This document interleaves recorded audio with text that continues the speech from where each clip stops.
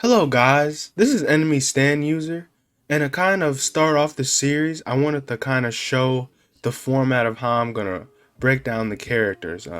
First, I wanted to talk about the character's history or past, if they had any, and then I wanted to discuss the character's power in the series, not too much into scaling, but just to compare to the other characters in the series and to actually show what they can do and how they stack up to others.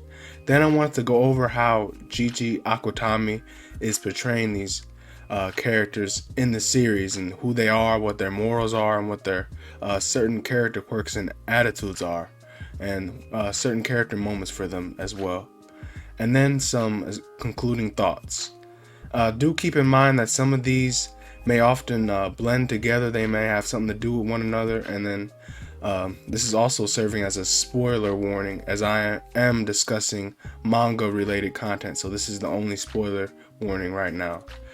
This is more like an outline of what I want to go over with this sort of series, but please do consider subscribing as I plan on doing a lot more of these type of videos. So yeah, please enjoy the video.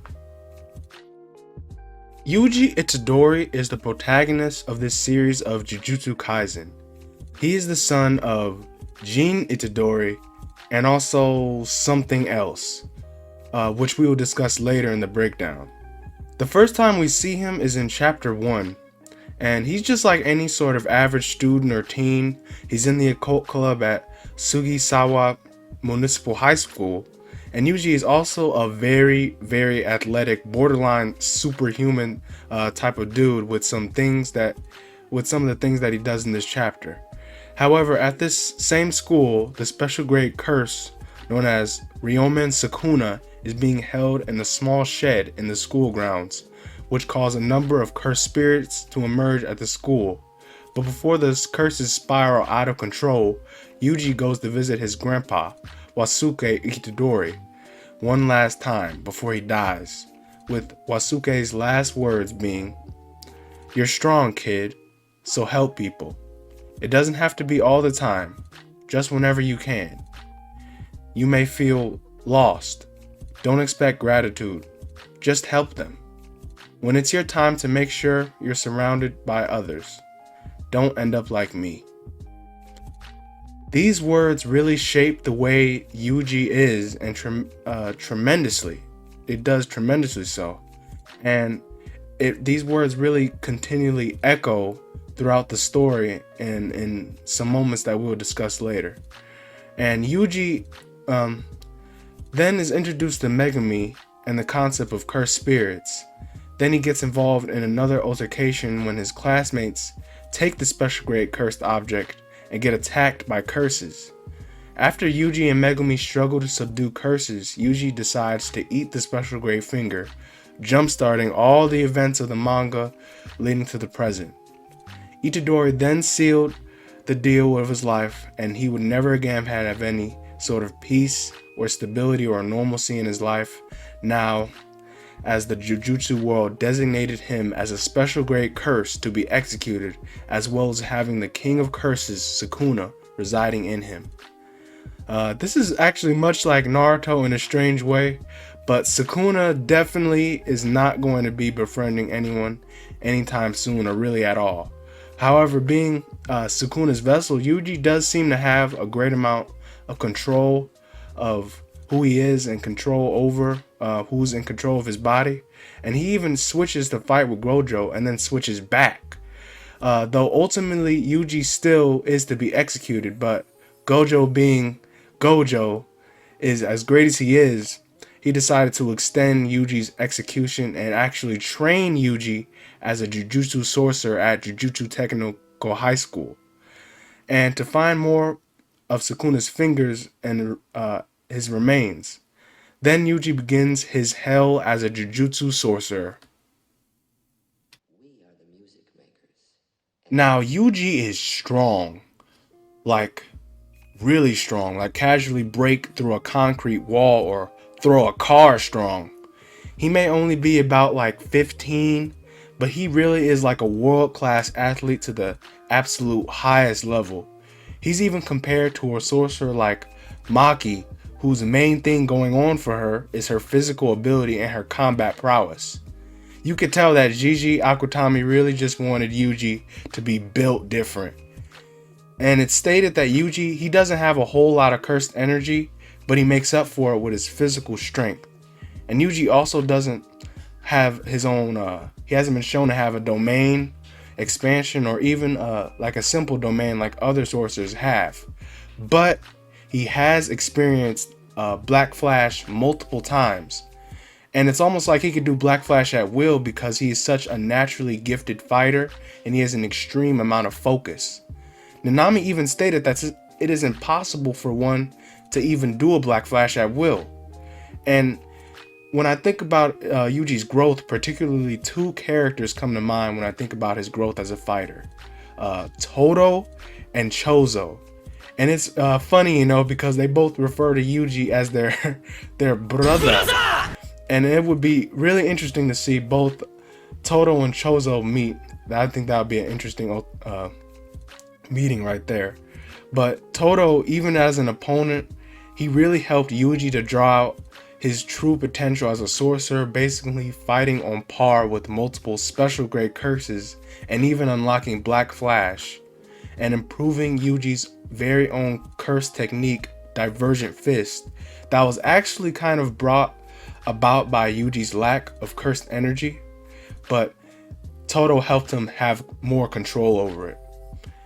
Then we think of Chozo, who initially hated Itadori for killing his brothers, but Chozo, he was actually an incredibly tough opponent for Itadori to fight one-on-one with, pushing Itadori to the brink and forcing Itadori to grow, turning his fear into cursed energy, and to understand his own role in the Shishubaya incident at that time. Even when Yuji did not win, it still shook his will and it forced him to see that his own harsh reality as a Jujutsu sorcerer. Now Yuji and Chozo, they're friends now and they see themselves as brothers, but Chozo says something very interesting at chapter 139, stating, "Incredible. He already impressed me with his power when we fought. Since then he's added finesse, fluid control of cursed energy along with unreal physical strength. He's now a demon god, and he still isn't fully recovered."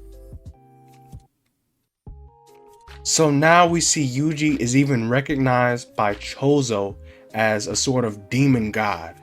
So he's kind of entering that top tier state in the series, all without Sukuna's help or power boost, I should add. Well, that's my own opinion at least, but please do comment what you think about this below. I'd really love to hear it. But Yuji, you could see he's a really gifted fighter.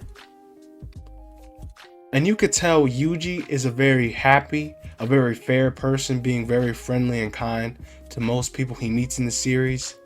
He has great taste. We know tall girls with big butts. Todo is very proud to have him as a brother. He's also easily approachable, and he's not really non-judgmental, which is likely why he has a lot of characters like Junpei, who he befriended and took interest to really quickly.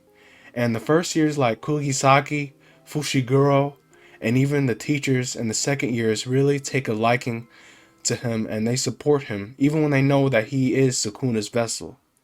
And as far as Yuji's relationship with Sukuna is, it kind of seems like Yuji is really fine with the burden that he brought on himself with taking on Sukuna. In fact, Yuji thinks that he is the only one who could save more people if he is the one who takes on this burden, because he's the only one who is a compatible vessel. And we've seen where that got him, where Itadori kind of struggled when Sukuna was released for the third time, this time with 15 fingers consumed, and he wiped out tons of people and destroyed a large portion of the city. And this made Itadori feel responsible, and it shook his resolve. And if what he was even doing was the right course of action, even stating, "No wonder I have to be executed." So Yuji took all this pain and he was just trying to make things right. But Yuji does have morals, unlike a lot of people in this series, and he places a very high value on life, even on random strangers. Man, even on his own enemies, he's just a very kind individual. He seems to adjust very quickly regarding what his role is in the series, and even when he knows things are going to be tough, and he still tries to muscle through tough situations, even if ultimately he does fall into a state of despair. And that idea gets really expanded upon when Yuji faces off against the human curse, Mahito. And bro, when Mahito uses others as tools or as puppets in his curse technique, Idol Transfiguration, Yuji's will just drops. It shakes each and every time because Yuji keeps reflecting on his grandpa's words to help people, and he wants to give everyone a sort of proper death. And in my opinion, I believe Yuji finds killing actual humans a very repulsive action, and it completely goes against anything he stands for. Whether they're good or evil, it doesn't matter. Yuji places a very high value on life, even if he has to do what must be done, even if they're already too far gone. His well still shook even further when characters like Junpei died. That was very emotional, and we see Yuji wasn't so friendly after that, and still it goes on. People he's close to, like his sensei Nanami and his classmate Nobara, they were victims of Mahito's carnage in the Shishubaya incident. And Mahito, he just loves to mess up and just make Yuji just agonize in his mind, and it's like a game to him. And Mahito, and we're gonna talk about Mahito a lot more when I do another video. It's probably gonna be my next discussion video on him. But Yuji knows that Mahito understands what he's doing and really just cannot accept Mahito's existence. And he nearly gave up until Todo actually had to encourage him and tell him to keep on going. But until chapter 132, one of my favorite chapters in the series, Itadori finally overcomes Mahito and accepts him and accepts his own role in the series to just keep killing curses and accept his role that he has. And this was very well done by Gigi Akutami to make this scene, and just the way everything played out, it was just so good. But I'm going to go over this to more extent and more detail in my next video discussion about Mahito. Now with the recent events, we learn Yuji's connection with Chozo and how Yuji's mom was affected by this unknown Kinjaku curse because she had a scar on her forehead just like the fake Geto does. And that's really crazy. And now it makes him and Chozo actual real brothers. So now we're starting to get into in the present timeline in the Colon Game arc. And Yuji is going with Okotsu and Fushiguro to seek out Hikari Kinji for help. And this is very hype because Kinji has been talking about since like chapter 11 way back then, and it's really exciting to be a fan right now. But Yuji is an extremely solid character, and I really like him a lot more than other shonen character protagonists, because he is very determined and strong, but he's also shown to be very human and down to earth at times, if you know what I mean. And it just seems like he's a very cool individual. Akutami did a good job portraying him in the series, and I look forward to seeing more of him later on. But thank you for checking out my first character breakdown. I plan on doing a lot more for this series, so please do consider subscribing and to give me your thoughts in the comments. Thank you. Bye.